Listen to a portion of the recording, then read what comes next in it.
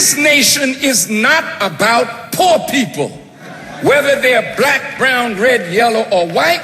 This nation is about rich people, privileged people, powerful people, and to hell with the weak, the poor. They must serve.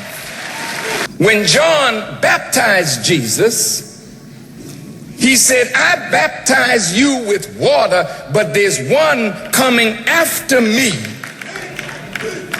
that will baptize you with fire. Why fire? Because nothing remains in its present form when fire touches it. America must be burned. You said, Tavis, what is that word about promise? Barbara Jordan, what the American people want is simple. They want an America as good as its promise. Well, America is no good at all. If you have made a promise that you don't keep, what are you? You are a liar. Did they promise the Native Americans? Did they write it in treaties? Did they fulfill it? Did they promise us 40 acres and a mule? Did they fulfill it? Brown versus the Board of Education. 50 years later, where's the promise? Is it fulfilled, or are we still in segregated schools? The right to vote, you got it? But the minute they gave it to you, they were finding ways to take it back from you. Can't you open your eyes and see the house is burning? We are a universal people. But those at the top, they're on their way to hell. And if I got any power, I want to push them into hell as fast as I can. Today, we have a profound speech that Minister Farrakhan delivered years ago that is still very much relevant today. Take a listen.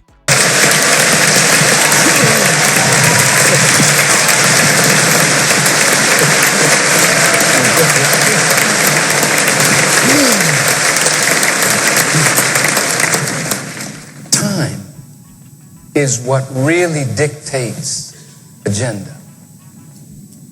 If you don't know what time it is, you might be doing the right thing at the wrong time and get not the right results. The question that we have to ascertain is, where are we? Not in this time, but in God's time. There is a spiritual dimension to this problem. Yes. And that we have to consider. Are we working against what God wants? Or are we working in harmony with what God wants for a people that this book delineates clearly that something is wrong? Yes. Wrong with the government in which we live, wrong with the leaders that lead us, wrong with us in the way we respond to our enemy and each other. This nation is not about poor people, whether they're black, brown, red, yellow, or white. This nation is about rich people, privileged people, powerful people, and to hell with the weak, the poor. They must serve. Now, Harry Belafonte said a few weeks before Martin Luther King was assassinated, they were meeting to talk about the march in Memphis. He went over to his brother, and according to his words, he said, Martin, you seem melancholy. What's troubling you? And Dr. King said, I fear that I am integrating my people into a burning house.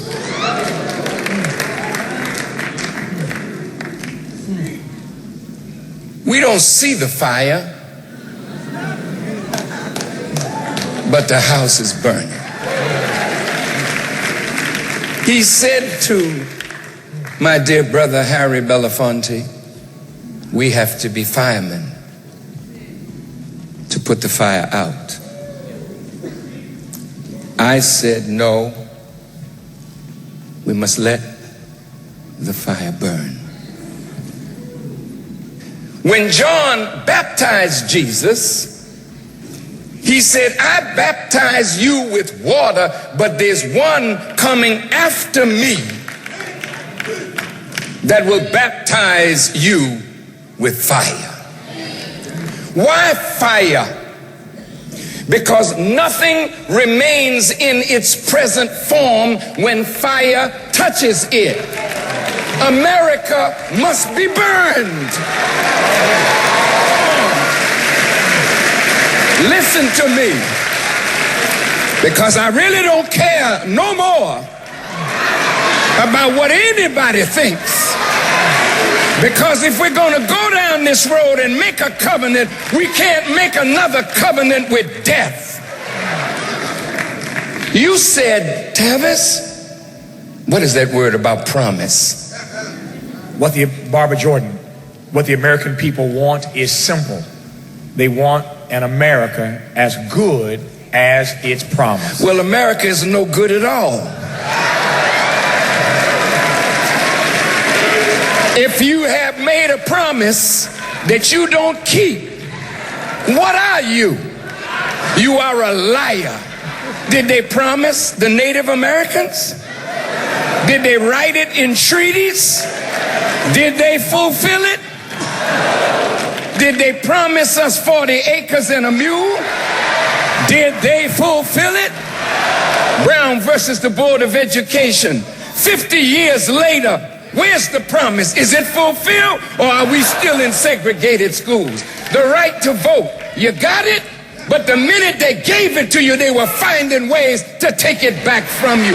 Can't you open your eyes and see the house is burning?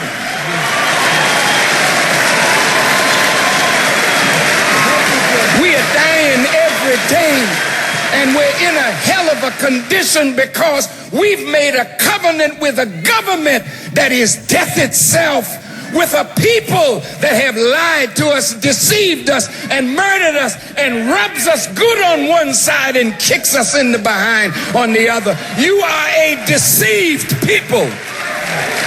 If you don't have the testicular fortitude to say what needs to be said, then sit down and stop trying to say you speak for our people and the hurt of the poor. Now I close. Excuse me. I think I'm getting excited.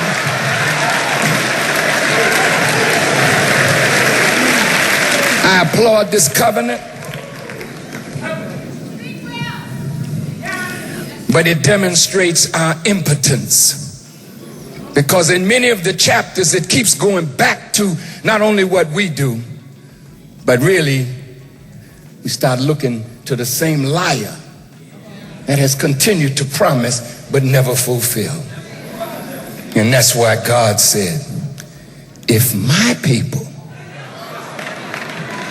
which are called by my name, will humble themselves and pray and seek my face and turn from their wicked ways, then will I hear from heaven, forgive your sins and heal your land. So don't look to them, look to God, look to yourself.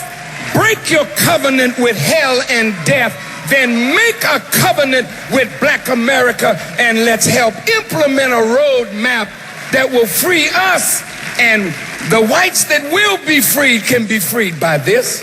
The Mexicans, the Hispanics can be freed by this roadmap. We are a universal people. But those at the top, they're on their way to hell. And if I got any power, I want to push them into hell as fast as I can. We are a full nation now, and we gotta stop thinking like Negroes and colored people and shines and ham bones and start thinking like free men and women who don't want to live on a plantation no more. I gotta go. During the late 19th and early 20th centuries, Black Americans built thriving economic institutions, including banks, insurance companies, and commercial hubs such as Tulsa's Black Wall Street, Durham's Hayti District, and Richmond's Jackson Ward. These self-sufficient Black economies provided jobs, generational wealth, and a sense of communal pride. However, integration led to the decline of Black-owned businesses as freedmen Black Americans sought acceptance in white-owned establishments.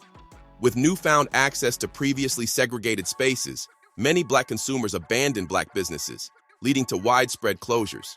Meanwhile, Black entrepreneurs faced discrimination in securing loans and maintaining businesses in the face of economic integration, which ultimately favored white and non-Black businesses.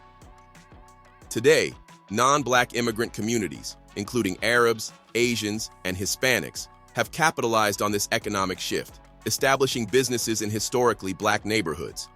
Instead of reinvesting in their own community, freedmen Black Americans spend a disproportionate amount of money in businesses owned by these groups, further eroding Black economic self-sufficiency. Prior to integration, Black Americans fostered a strong sense of unity, rooted in shared experiences, struggles, and aspirations. Black communities developed their own educational institutions, religious organizations, and social structures that upheld cultural pride and resilience. Integration, however, weakened these bonds as freedmen Black Americans were encouraged to assimilate into mainstream society. This shift led to the gradual loss of traditional values, practices, and the prioritization of Black interests. As new immigrant groups entered the economic and political landscape, freedmen Black Americans found themselves competing for resources and representation rather than standing united.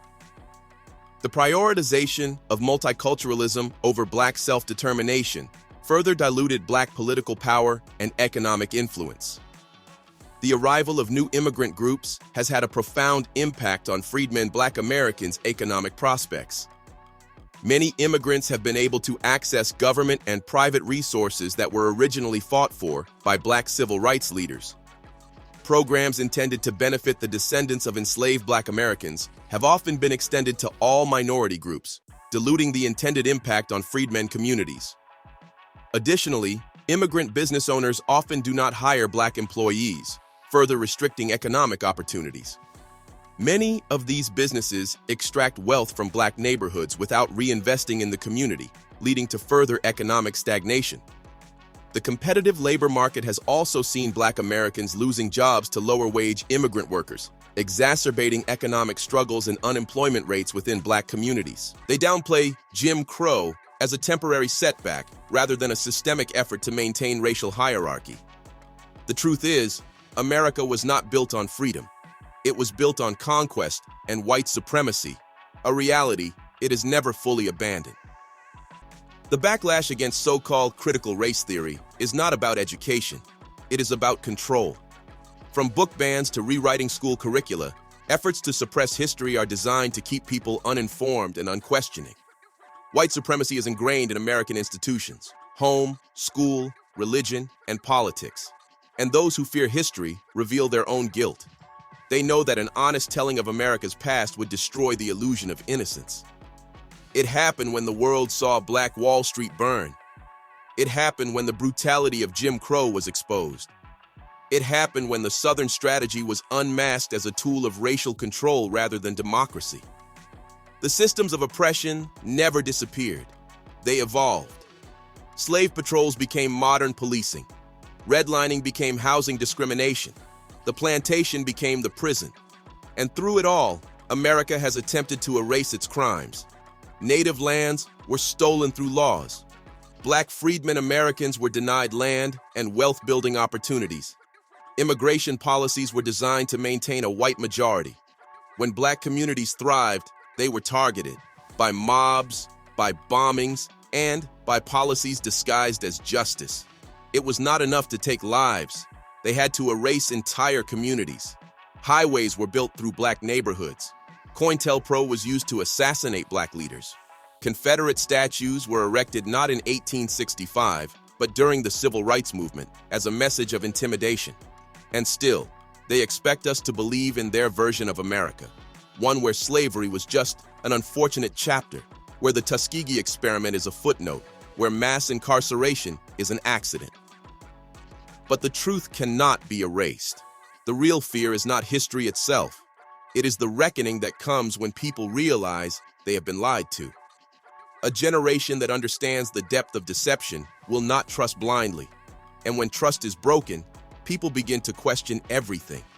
That is what America fears most. Not its past, but the consequences of its lies. And no matter how many books they ban, how many voices they silence, how many distortions they spread, the truth remains. It spreads like fire, igniting minds and demanding accountability. The real question is not whether America will face its past. The question is whether America can survive what it has done. The fight to suppress history is not just about the past, it's about controlling the future. Look at the policies still in place today. Voter suppression laws disproportionately target black communities, just as literacy tests and poll taxes once did. The school-to-prison pipeline funnels black children into a system designed to break them before they can build. Discriminatory banking practices, like higher interest rates for black borrowers, continue the legacy of redlining. These aren't relics of history, they are present-day realities. And when we fight back, they criminalize us. The same government that calls Martin Luther King Jr. a national hero today labeled him the most dangerous man in America when he was alive. The same system that praises the civil rights movement now has laws banning protests that challenge police violence. The same corporations that post Black History Month ads are the ones funding politicians who strip black voting rights. They want us to forget. They want us to believe that history is behind us. But it isn't. Because the forces that upheld slavery, segregation, and racial violence are still at work, just under different names. The past is not dead. It is still shaping the present. And until we confront that truth, history will continue to repeat.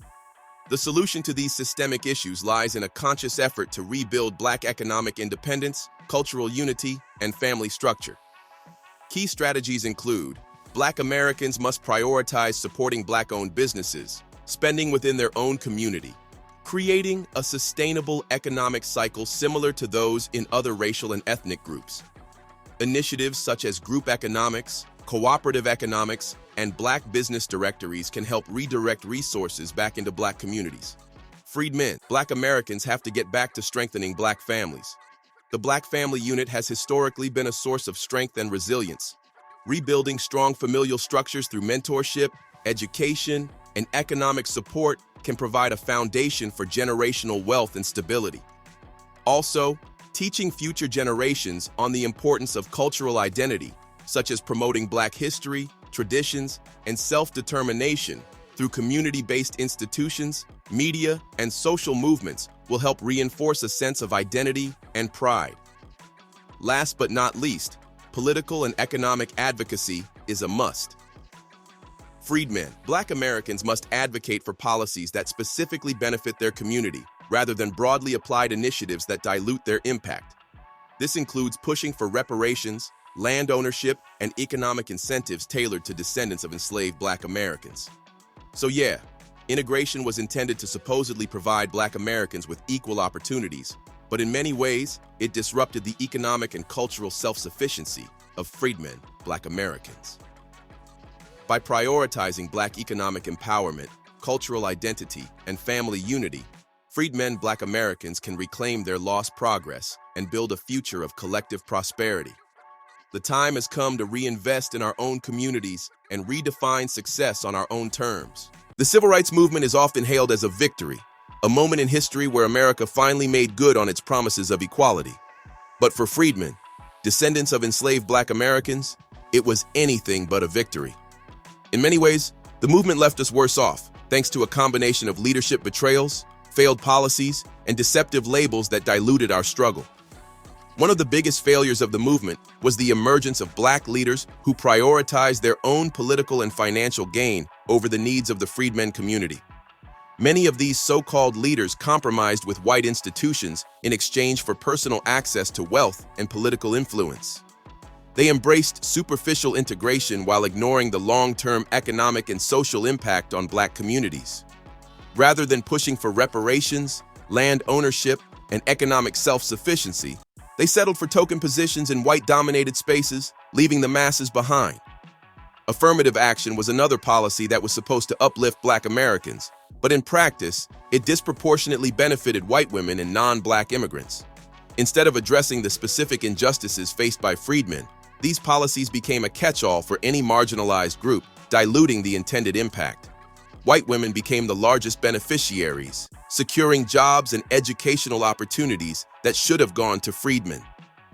Meanwhile, Black immigrants, who had not suffered from American slavery and segregation, were lumped into the same category as freedmen, further pushing us to the margins. Perhaps the most damaging consequence of the civil rights movement was the introduction of minority and multicultural labels. These terms blurred the lines between the unique struggle of freedmen and the experiences of other racial and ethnic groups. Policies that were meant to address the oppression of freedmen were opened up to anyone who wasn't white, turning the fight for Black justice into a general diversity initiative. Corporations, universities, and the government all embraced diversity as a way to appear progressive while avoiding direct investments in the freedmen community. The fight for reparations was diluted into broader social justice causes that often left Black Americans without targeted benefits. The result? Our unemployment rates remain high, our wealth gap has barely improved, and the systemic barriers that were supposed to be dismantled still stand firm. One of the most urgent needs in the Black community today is the presence of strong legal minds who can fight for true justice. We need more attorneys and strategists like Thurgood Marshall and Johnny Cochran, visionaries who understood that real power comes from mastering the legal system and using it to advance the interests of freedmen. We must establish think tanks that bring together legal experts, economists, and policy strategists to create a unified agenda for economic and legal justice. These groups must push for reparations, fair housing policies, and legal protections against discrimination that specifically target the issues facing freedmen. Without a dedicated legal and economic strategy, we will continue to see our demands ignored and our communities left behind. The battle is not just in the streets. It must be fought in the courts, in boardrooms, and in legislative chambers where real change is made. If we are to correct the failures of the civil rights movement, we must first acknowledge them. We must push back against the leaders who sell us out for personal gain. We must rebuild Black economic power by supporting our own businesses and institutions. Most importantly, we must reject blanket policies that treat all minorities the same and demand reparations and policies specifically for freedmen Black Americans. But this is deeper than economics, deeper than politics.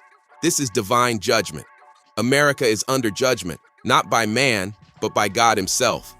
The same God who judged Egypt, who judged Babylon, who judged Rome, is now weighing America in the balance and finding her wanting.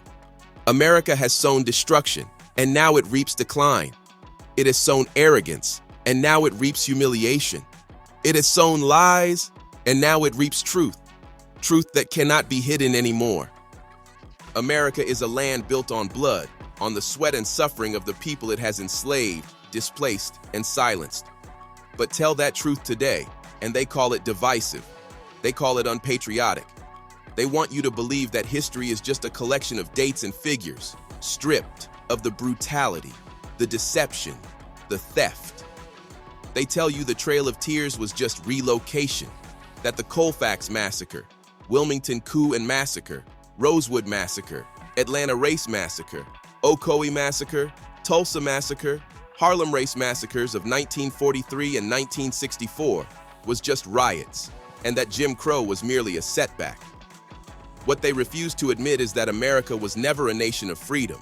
It was a nation of conquest, built on white supremacy, and it has never stopped being one. And that is why they are so desperate to erase the past. You see, history, real history, has power. It reveals the truth of this nation, of what was done and what is still being done. They call it critical race theory today, but it's just the truth, and that's why they fight so hard to bury it. From school boards banning books, to politicians scrubbing slavery from textbooks, to social media platforms silencing voices that dare speak honestly about America's past. White supremacy is culturally ingrained into every aspect of white society, in the home, school, religion, and politics. But tell me, what does it say about a people who fear history? It says they know their hands are bloody, and they are terrified that their children will ask them why. Because the truth would destroy their illusion of innocence. The same way it did when the world saw Black Wall Street burn. The same way it did when Jim Crow's chains were exposed for what they were. The same way it did when the Southern strategy was revealed as a blueprint for racial control, not democracy. But America has always had a strategy. Slave patrols became the police. Redlining became modern real estate steering. The plantation became the prison. And now, they want to act like none of it happened. They want to rewrite history to keep future generations obedient, ignorant, docile. And yet, what they don't understand is that you cannot erase pain. You cannot erase memory. You cannot erase the reality of people who have suffered and endured. This nation made laws to steal land from Native people. The Homestead Act gave free land to whites while barring Black freedmen Americans from ownership. The Immigration Act of 1924 made sure America remained a white country, closing its doors to those it deemed unfit. And when we, Black freedmen Americans, dared to build wealth, dared to thrive, they sent mobs, they sent bombs, they sent laws disguised as justice to tear down Black freedmen Americans' communities. And it wasn't enough for them to unalive us. They had to erase us. They built highways through our neighborhoods, turning communities into ghettos. They passed California Proposition 14 to uphold segregation. They used COINTELPRO to assassinate Black leaders. They used the daughters of Confederates to put Confederate statues in our faces, not in 1865, but during the Civil Rights Movement, as a warning, as a message. And still, they want us to believe in their version of America, an America where slavery was a misunderstanding, where the Tuskegee experiment was a footnote, where mass incarceration is just an accident. No, sir. No, ma'am. White supremacy is in the bones of this country, in the schools, the churches, the homes, the politics. It is a disease, and they refuse to cure it. But there is something they should fear more than the truth being known. They should fear what happens when the next generation realizes they have been lied to. What happens when young people of all colors understand that history was stolen from them, that their textbooks were propaganda, that their teachers were ordered to deceive. A people who know they have been deceived do not trust, and a people who do not trust begin to question everything. That is what America fears most, not the past, but the reckoning it demands. And that reckoning is coming. No matter how many books they ban, no matter how many voices they silence, no matter how many lies they tell, truth is like a flame. It spreads. And once it touches the people, it cannot be extinguished. The question is not whether America will reckon with its past. The question is whether America will survive what it has done. Tell me what you think about this topic. Hope you find the information in this video informative. Feel free to like, subscribe, share, comment. Thanks for watching.